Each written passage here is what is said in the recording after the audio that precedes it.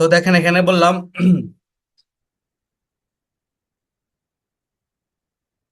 লিআন্নাহু লাউ লাম ইয়াসবুত লাহুল খিয়ার, যদি তার জন্য অর্থাৎ অপর পক্ষের জন্য যদি খিয়ার ইখতিয়ারটা যদি না থাকতো, ইখতিয়ার সুযোগ যদি না থাকো, ইয়ালজামুহু হুকমুল আকদি মিন গায়রি রিজাহু, তাহলে তার সন্তুষ্টি ছাড়া আকদের হুকুমটা তার উপরে লাজিম হয়ে যেত।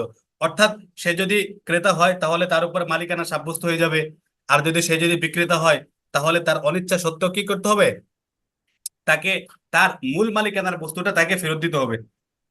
ঠিক আছে, মানে আরেকজনকে হস্তান্তর করতে হবে। জি। ওয়াইদা লাম ইউফিদিল হুকমা বিদুনি কবুলিল আখরি, ওয়াইদা লাম ইউফিদিল হুকমা বিদুনি কবুলিল আখরি ফালিল মুজিবি আইয়ার জিয়া, আইয়ার জিয়া। এতটুকু বলি। আচ্ছা, এখন যখন আমরা এতটুকু বুঝতে পারলাম, এই যে অপরের সম্মতি ব্যতীত যখন এই চুক্তিটা হুকুমের ফায়দাটা দিবে না, মানে ক্রেতা মালিক হবে না, আর বিক্রেতার মালিকানা থেকে বস্তুটা কি চলে যাবে না, যখন আমরা এটা জানতে পারলাম ওয়াইদা লাম ইউফিদুল হুকমা বিদুনি কবুলিল আখরি, অপরের কবুল ব্যতীত যখন হুকুমটা মানে হুকুমের ফায়দা দেয় না, ফালিল মুজিবি, তখন যিনি প্রস্তাব দিছেন, হ্যাঁ, ফালিল মুজিবি আইয়ার জিয়া, তখন তার ফিরে নেওয়ার অধিকার থাকবে। লিখুলুহি আন ইবতালি হাক্কিল গায়রি, লিখুলুহি আন ইবতালি হাক্কিল গায়রি, অন্যের হক বাতিল হওয়াটা খালি হওয়ার কারণে, মানে অন্যের হকটা নষ্ট না হওয়ার কারণে, এখানে তো কারো হক নষ্ট হচ্ছে না। ঠিক আছে, এটার কারণে সে তার প্রস্তাবটা ফিরে নিতে পারবে। বুঝতে পেরেছেন? আপনি বিক্রেতা, জি। আমি ক্রেতা, আপনি আমাকে একটা প্রস্তাব দিয়েছেন, ঠিক আছে, আপনি আমাকে একটা প্রস্তাব দিয়েছেন, এখন আমি চাইলে এটা গ্রহণ করতে পারবো, আবার প্রত্যাখ্যানও করতে পারবো, এই অধিকারটা আমার আছে। অনুরূপ আপনি যেহেতু প্রস্তাব দাতা বা আপনি বিক্রেতা যেহেতু প্রস্তাব দিয়েছেন, আপনারও সেম অধিকারটা আছে। আপনি আমাকে প্রস্তাব দিয়েছেন, এখন আমি কবুল করি বা না করি, হ্যাঁ, আপনার এখানে আপনার জিনিসটাকে আবার মানে আপনার প্রস্তাবটাকে আপনি আবার ফিরে নেওয়ার ক্ষমতা আপনার আছে, অধিকারটা শরীয়ত আপনাকে দিয়েছে। বুঝছেন? লিখলুহি আন ইবতালি হাক্কিল গায়রি, অন্যের হকটা, অন্যের অন্যের হক বাতিল হওয়াটা কি খালি হওয়ার কারণে, মানে অন্যের হকটা নষ্ট হওয়ার না হওয়ার কারণে, এখানে আপনারও কোনো সমস্যা হচ্ছে না, আমারও কোনো কি হইতেছে না, নষ্ট হইতেছে না। বরঞ্চ যিনি প্রস্তাব দিবেন বা বিক্রেতা, সেই যদি মনে করেন প্রথমে ভুলো বা আবেগের বশে একটা জিনিস বিক্রির একটা প্রস্তাব দেয়, পরবর্তীতে যদি তার মনে যদি মনে করেন কি বলেন এটার গুরুত্ব সম্পর্কে, হ্যাঁ, ইয়া গুরুত্ব সম্পর্কে সে বুঝতে পারে, তখন যদি সেটা ফিরে নিতে চায়, কিন্তু এখন যদি শরীর যদি তাকে সেই সুযোগটা না দেয় ফিরে না নেওয়ার, তাহলে তার মূল মালিকানা, মূলত মূল মালিককে বিক্রেতা, তখন সে তার মূল মালিকানা থেকে অনিচ্ছা সত্ত্বেও একটা জিনিসকে প্রস্তাবের কারণে এটাকে কি করতে হবে, ছেড়ে দিতে হবে। শরীরটা কি এটা এত জোর জবরদস্তি করেনি, তখন এটাই বলছেন এখানে। যখন অপরজনের কবুল ব্যতীত প্রস্তাব হুকুমের মালিকানার ফায়দা দিল না, তখন প্রস্তাবকারীর জন্য তার প্রস্তাব ফেরত নেওয়ার অধিকার থাকবে, কারণ প্রস্তাব ফেরত নেওয়াটা অপরজনের অধিকার ক্ষুণ্ণ করা থেকে কি মুক্ত। আশা করি বুঝতে পেরেছেন। ওয়াইন্নামা, এখন দেখেন বলবে এই যে আমরা যে মানে বললাম খেয়ারে মজলিস, এটা কতক্ষণ, এটা কতটুকু পর্যন্ত প্রলম্বিত হবে। আর এখানে খেয়ারে মজলিস দ্বারা কি উদ্দেশ্য, মানুষের অবস্থান, মানুষের কায়িক, মানুষের ফিজিক্যালি যে একটা মানে কি বলে ফিজিক্যালি অবস্থান, নাকি মানুষের যে কথাবার্তা, এটার মানে ওইটাকে ধরা হবে। বলে না মজলিস ত্যাগ করলে শেষ, হ্যাঁ, চুক্তি শেষ। এখন সেই মজলিস দ্বারা কি উদ্দেশ্য, কথাবার্তার মজলিস, মানে কথাবার্তা শেষ হলে মজলিস শেষ, নাকি মানে ফিজিক্যালি শেষ হয়ে যাওয়ার দ্বারা মজলিস শেষ হবে। এখানে কিছুটা ইখতিলাফ আছে বা কিছুটা কথা আছে, এখানে এখান থেকে আলোচনা করবেন। ওয়াইন্নামা ইয়ামতাদ্দু ইলা আখিরিল মাজলিসি, ওয়াইন্নামা ইয়ামতাদ্দু ইলা আখিরিল মাজলিসি। আচ্ছা, আর এই যে এই কবুল করার যে একটা এখতিয়ার, হ্যাঁ, কবুল করার মানে প্রস্তাবে প্রস্তাবটা কবুল করার বা প্রত্যাখ্যান করার যে একটা এখতিয়ার, এটা মজলিসের শেষ পর্যন্ত কি হবে, প্রলম্বিত হবে। খেয়ারে কবুল মজলিসের শেষ পর্যন্ত কি হবে, দীর্ঘ হবে। ওয়া ইন্নামা ইয়ামতাদ্দু ইলা আখিরিল মাজলিস লিআন্নাল মাজলিসা জামিউন লিল মুতাফাররিকাতি, কারণ মজলিসের ভিতরে অনেক রকমের কথাবার্তা কি হয়ে থাকে, জামিউন লিল মুতাফাররিকাত, বিভিন্ন বিষয়ে সম্পর্কে কি হয়ে থাকে, আলোচনা হয়ে থাকে। আচ্ছা, ফাতুবিরাত সাআতুহু সাআতান ওয়াহিদাতান দাফআন লিল উসরি ওয়া তাহকিকান লিল ইউসরি। সুতরাং কঠোরতা দূর করা এবং সহজতা খুঁজে বের করার জন্য মজলিসের মুহূর্তগুলোকে একটি মুহূর্ত গণ্য করা হয়েছে। বুঝছেন? একটা মজলিসের ভিতরে তো অনেক রকমের কথাবার্তা হয়ে থাকে। তো সহজকে সহজ করার জন্য, কঠিনতাকে দূর করার জন্য আর সহজ করার জন্য পুরা মজলিসের ভিতরে যত কথাবার্তা হয় এগুলাকে একটা মুহূর্ত হিসেবে গণ্য করা হয়েছে, শুধু ক্রয় বিক্রয়ের ক্ষেত্রে বা চুক্তির ক্ষেত্রে।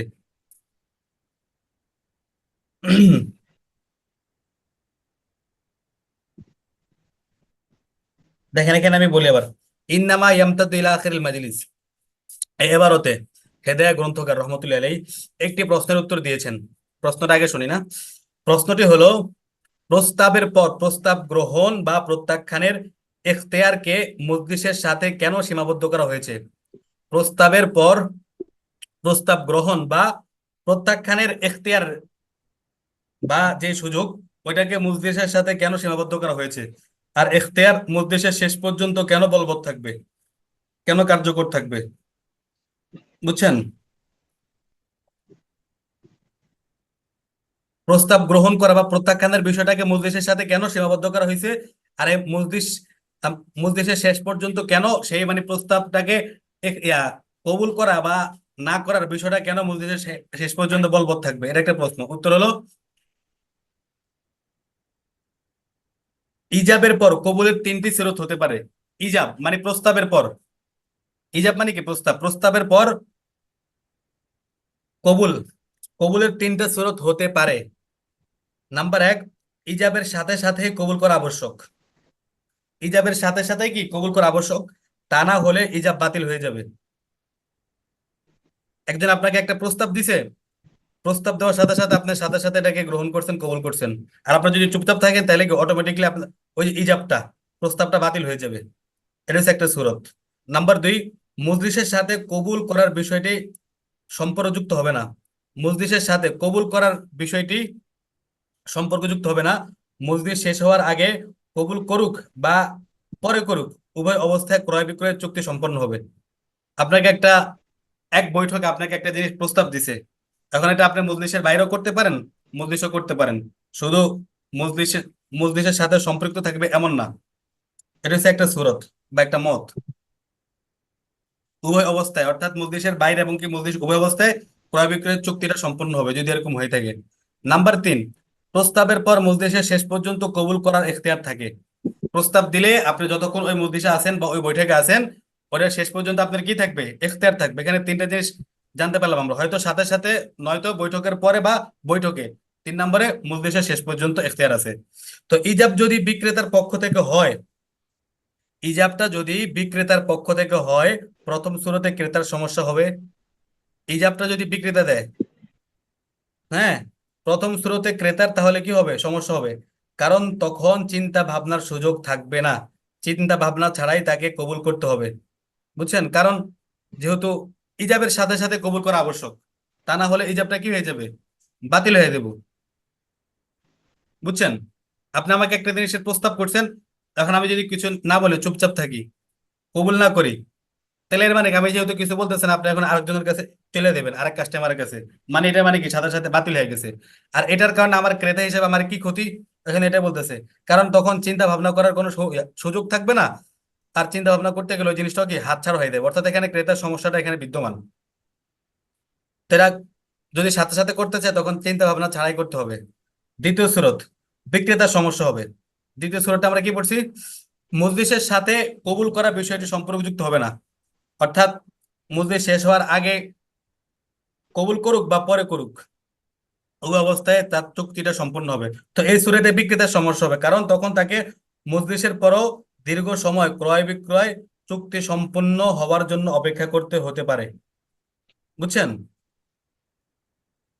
মানে এখানে মূলত এখানে কয়টা সুরত হইতে পারে ওই কয়েকটা সুরত বের করছে, তিনটা সুরত বের করছে। তিনটা সুরতের ভিতরে দেখলাম প্রথম সুরতে ক্রেতার সমস্যা, তৃতীয় সুরতে কি বিক্রেতার সমস্যা, কারণ তার ওয়েট করতে হবে, মজলিসের বাইরে অপেক্ষা করতে হবে, আশা নিয়ে বসে থাকতে হবে।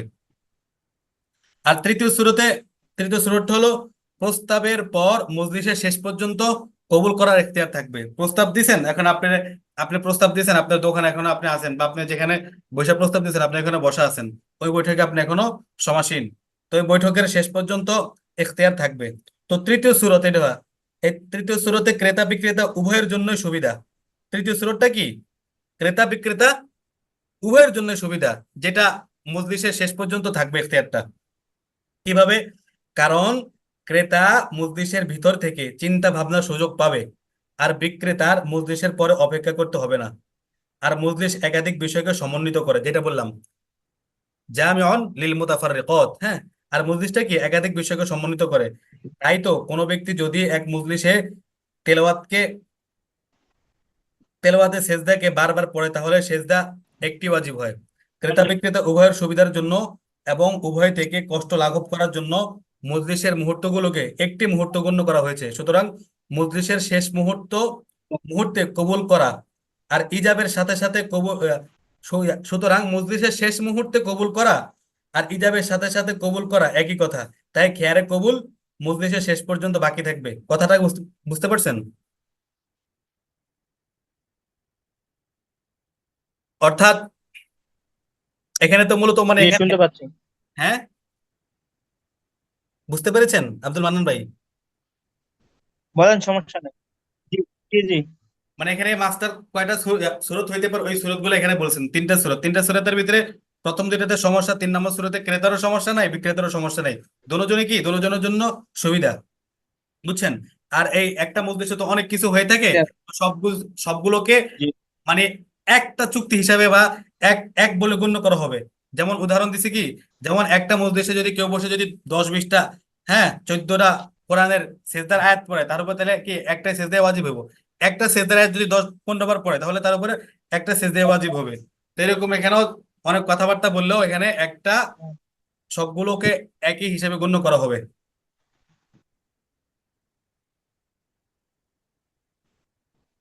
আচ্ছা, এই জন্য এখানে একটু বিস্তারিত বললাম। لأن المجلس وإنما يمتد إلى آخر المجلس لأن المجلس جامع للمتفرقات، فاعتبرت ساعاته ساعة واحدة دفعا للعسر وتحقيقا لليسر। এই এবারটা আশা করি বুঝতে পেরেছেন। এখন দেখেন, ওয়াল কিতাবু কাল খিতাবি ওয়া কাদাল ইরসালু হাত্তা তুবিরা মাজলিসু হাত্তা তুবিরা মাজলিসু বুলুগিল কিতাব ওয়া আদাইর রিসালাতি। আচ্ছা, এখানে আলাদা একটা স্বতন্ত্র একটা মাসালা।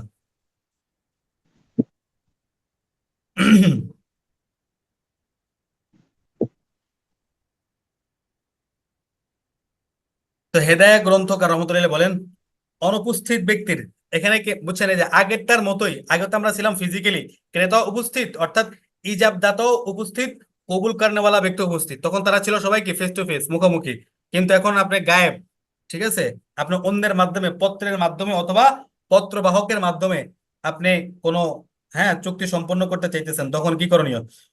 তো অনুপস্থিত ব্যক্তির নিকট পত্রের মাধ্যমে প্রস্তাব পেশ করা বা দূতের মাধ্যমে প্রস্তাব পেশ করা উপস্থিত ব্যক্তিকে প্রস্তাব পেশ করার মতোই। কারণ নবী করিম সাল্লাল্লাহু আলাইহি সাল্লাম সরাসরিও দিনের দাওয়াত দিয়েছেন, পত্রের মাধ্যমে কি দাওয়াত দিয়েছেন। যদি পত্র মারফত দাওয়াত সরাসরি দাওয়াতের মতো না হতো, তাহলে তিনি পত্র মাধ্যমে দাওয়াত দিতেন না। পত্র মারফত বা দূত মুখে ইজাবের ইজাবের খেয়ারে কবুল পত্র পৌঁছা বা দূত মুখে সংবাদ শোনার মধ্যেই ধর্তব্য হবে। বুঝছেন?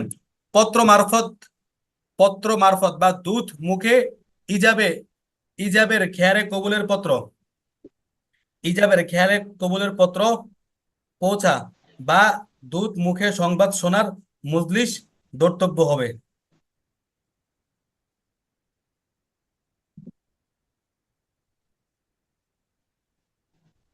ফিজিক্যালি যেরকম আমরা মনে করেন, কেউ যদি প্রস্তাব দেয়, প্রস্তাব দেওয়ার পরে আমরা কি করতে পারি, মজলিসের শেষ পর্যন্ত প্রস্তাবটা, হ্যাঁ, প্রস্তাব প্রস্তাব দেওয়ার পরে কবুল করার কি থাকে, এখতিয়ার থাকে। অনুরূপ পত্রটা যখন পৌঁছবে ওই পত্রের শেষ, এই পত্রটা তো একটা মজলিসে পৌঁছবে না, একটা ক্ষণে তো পৌঁছবে, একটা সময়।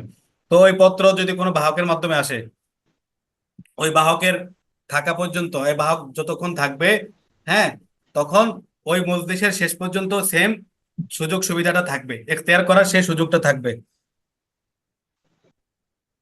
পত্র মারফত বা দূতের মুখে ইজাবে খেয়ারে কবুলে পত্র পৌঁছা বা দূত মুখে সংবাদ শোনার মজলিসটা ধর্তব্য হবে।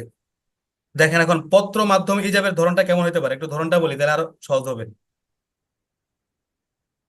যেমন কথার কথা, আবু বকর ওসমানকে লিখলো, আম্মা বাদ ফাকদ বিআতু আরদি ফুলানাতান মিনকা বিআলফি তাকা, আমি আমার অমুক জমিটি তোমার কাছে 1,000 টাকার বিনিময়ে বিক্রি করলাম। এটা কিন্তু কিসের মাধ্যমে? পত্রের মাধ্যমে, বুঝছেন? আবু বকর তার বন্ধুকে লিখলো, ফাকদ বিআতু আরদি ফুলানাতান মিনকা বিআলফি তাকা, আমি আমার অমুক জমিটি তোমার কাছে 1,000 টাকার বিনিময়ে বিক্রি করলাম। যখন পত্রটি তার বন্ধু ওসমানের নিকট পৌঁছবে, সে তা পড়বে ও তার মর্মার্থ বুঝবে এবং মজলিসে থাকা অবস্থায় কবুল করবে, তখন চুক্তি সম্পন্ন হয়ে যাবে। বুঝতে পেরেছেন? পত্র যখন পড়তে থাকবে, পড়ার অবস্থায় সে মনে করেন চুক্তিটা কি করতে পারবে, কবুল করতে পারবে।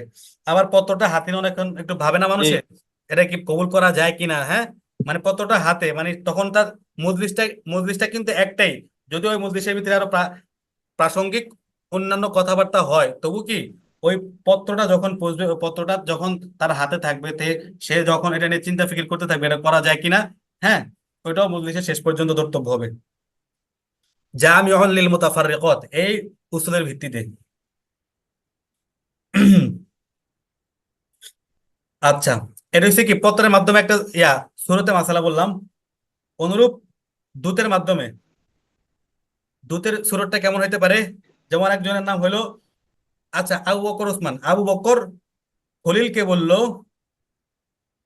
ইযহাব ইলা ওয়াহিদিন ওয়াকুল লাহু আন্না ফারিদান বাআ আরদাহু ফুলানাতান মিনকা বিআলফিন, তুমি ওহিদের কাছে যাও, হ্যাঁ। আবু বকর খলিলকে বলতেছে কি, তুমি ওহিদের কাছে যাও এবং তাকে বলো যে ফরিদ, এবং তাকে বলো যে আবু বকর তোমার কাছে তার অমুক জমিটি 1,000 টাকার বিনিময়ে বিক্রি করবে। আমি কথার কথা আপনার নিকট, হ্যাঁ, বাইজিদ ভাইকে পাঠাইলাম যে আপনি আব্দুল মান্নান ভাইকে গিয়ে বলেন যে শহীদ জামিল সে তার এই জমিটি আপনার নিকট এত হাজার টাকার বিনিময়ে কি করবে, বিক্রি করবে। এখন আপনি যদি বলেন আপনি যদি বলেন, হ্যাঁ, আপনি যদি ওই মজলিসে থাকা অবস্থায় বলেন আমি এই জিনিসটাকে ক্রয় করলাম বা আমি সম্মত আছি, তখন চুক্তিটা সম্পন্ন হয়ে যাবে। মজলিস খতমের পর বললে চুক্তি সম্পাদিত হবে না। ওই মজলিসে থাকা অবস্থায় আপনি যখনই বলেন, জি। এই দুধ থাকা অবস্থায় বা আপনি এই সংবাদটা পৌঁছা অবস্থায় আপনি যতক্ষণ ওয়েট করে বলেন, কোনো সমস্যা নেই, এখানে চুক্তিটা সম্পন্ন হয়ে যাবে। ইমাম শাফি রহমতুল্লাহ থেকে পত্র মাধ্যমে ইজাবের দ্বারা ক্রয় বিক্রয় সম্পাদিত হবে কিনা এই ব্যাপারে দুইটা অভিমত পাওয়া যায়। তো বিশুদ্ধ অভিমত অনুসারে যদি ইজাবের নিয়তে পত্র লিখে তাহলে বিক্রিটা সম্পাদিত হবে, ইজাবের নিয়তে পত্র লিখে তাহলে সম্পাদিত হবে। ইজাব মানে কি প্রস্তাবের নিয়তে, তা না হলে হবে না। আর দূত মাধ্যমে ইজাবের দ্বারা বিক্রয় চুক্তি সম্পাদিত হবে, একই।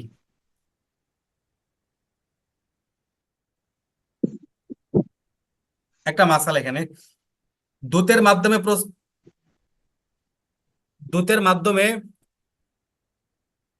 প্রস্তাব প্রেরণের পর দূতের অজান্তে কবুলের পূর্বে, দূতের মাধ্যমে প্রস্তাব প্রেরণের পর দূতের অজান্তে কবুলের পূর্বে প্রস্তাব ফেরত নেওয়া শুদ্ধ হবে।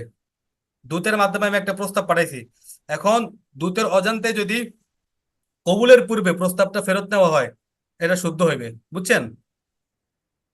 দূতের মাধ্যমে আমি যে প্রস্তাবটা পাঠাইছি, দূতের অজান্তে কবুলের পূর্বে জি। প্রস্তাব ফেরত নেওয়াটা, এটা শুদ্ধ হবে।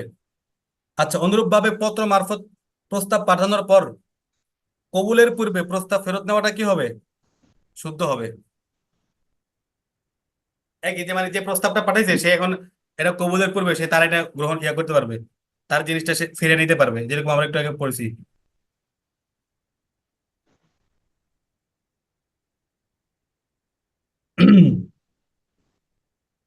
তো ওয়াল কিতাবু কাল খেতাবি, চিঠিপত্র এগুলা কি কাল খেতাব মানে সম্বোধনের মতো, সরাসরি সম্বোধনের মতো। ওয়াকাদাল ইরসালু, এমনকি ইরসাল মানে দূতের মাধ্যমে চুক্তিগুলো কি একই একই নিয়ম। হাত্তা আতবির মাজলিসা বুলুগিল কিতাব, তবে এখানে ধর্তব্য হবে কি মাজলিসু।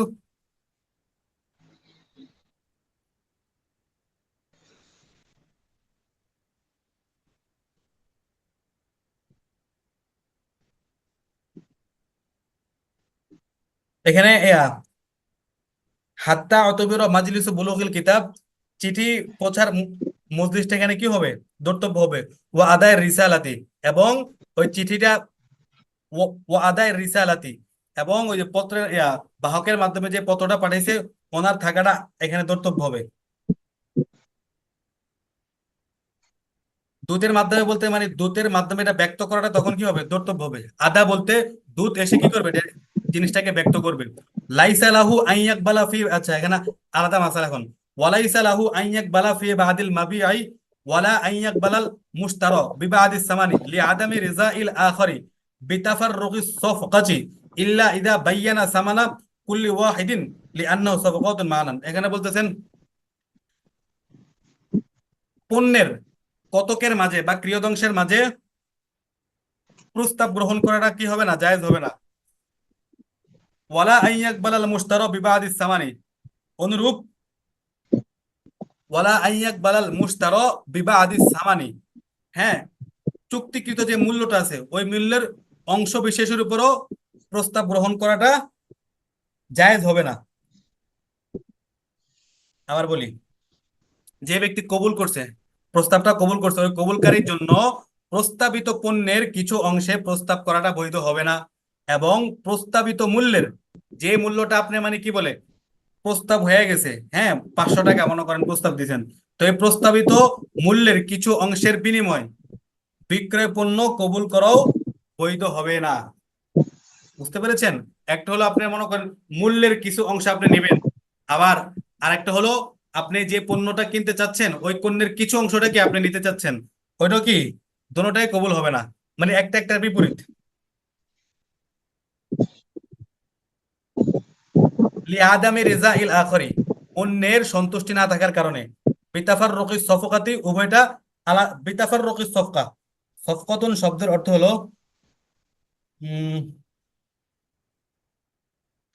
না এখানে বিতাফাররুকি সুবকাত, এখানে আলাদা আলাদা জিনিস উদ্দেশ্য। সফকতন বলে আলাদা আলাদা পণ্য বা আলাদা আলাদা মাবিয়া, হ্যাঁ বস্তু।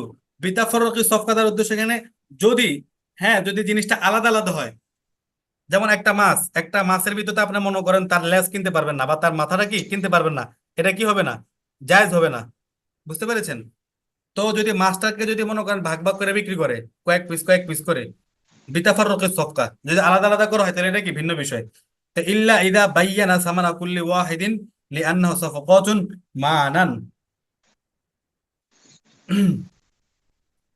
তো পণ্যটা যদি আলাদা আলাদা আলাদা হয় তাহলে প্রত্যেকটির পৃথক পৃথক মূল্যটা আগে থেকে বলে দিলে পণ্যের কিছু অংশে প্রস্তাব কবুল করা বৈধ হবে। কারণ এই ক্ষেত্রে প্রতিটি প্রতিটি পৃথক পৃথক চুক্তি হিসেবে গণ্য হবে।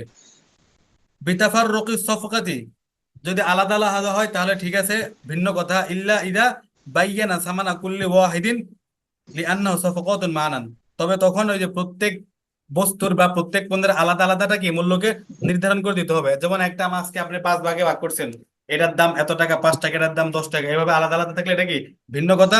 হ্যাঁ আলাদা আলাদা থাকলে এটা বিক্রি করা যাবে, চুক্তির সম্পন্ন হবে, তবে ওটার আলাদা আলাদা যে পাটের যে মূল্য আছে এটাকে কি করতে হবে, বর্ণনা করতে হবে। লিআন্নাহু সাফাকাতুন মাদান, কারণ এগুলো কি অভ্যন্তরীণ ভাবেও কি এগুলো আলাদা আলাদা বিষয়, আলাদা আলাদা চুক্তি হিসেবে পরিগণিত হবে। এটাকে আরেকটু ব্যাখ্যা করি আমি, বুঝতে সুবিধা হবে।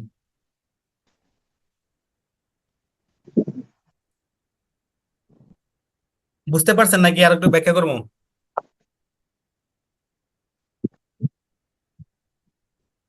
আচ্ছা আমি সমস্যা দেখেন, নাই, এই সামনে এটা করে দিয়ে আজকে শেষ করে দেন। বা কবুলকারীর জন্য প্রস্তাবিত পণ্যের কিছু অংশে প্রস্তাব গ্রহণ করার এখতিয়ার নাই। উদাহরণস্বরূপ বিক্রেতা বলল আমি তোমার কাছে 1,000 টাকার বিনিময়ে এই দুইটি পণ্য বিক্রি করলাম। এটা বললো কে? বিক্রেতা। তাহলে ক্রেতার জন্য এখতিয়ার নেই যে সে বলবে আমি একটা পণ্য 500 টাকায় কি করলাম, গ্রহণ করলাম। এটা হচ্ছে একটা সুরত। এটা কার সুরত? এটা হলো ক্রেতার সুরত। ক্রেতা বললো কি আমি একটা গ্রহণ করবো, আর একটা গ্রহণ করবো না, জায়েজ নেই। এরূপ ভাবে, আচ্ছা এরূপ ভাবে ক্রেতা যদি বলে আমি প্রথমটা তো বললো বিক্রেতা বললো আমি তোমার কাছে 1,000 টাকার বিনিময়ে এই দুটি পণ্য বিক্রি করলাম, তাহলে ক্রেতার জন্য এখতিয়ার নেই যে সে বলবে আমি একটি পণ্য 500 টাকার বিনিময়ে গ্রহণ করলাম। এরূপ ভাবে ক্রেতা যদি বলে আমি এই দুইটি পণ্য 1,000 টাকার বিনিময়ে ক্রয় করলাম, হ্যাঁ, কে- ক্রেতা যদি বলে বিক্রেতাকে আমি এই দুইটি পণ্য 1,000 টাকার বিনিময়ে ক্রয় করলাম, তাহলে বিক্রেতার জন্য এটা বলার এখতিয়ার নেই যে আমি একটি পণ্য 1,000 টাকায় বিনিময় ক্রয় করলাম। হ্যালো, শুনতে পাচ্ছেন?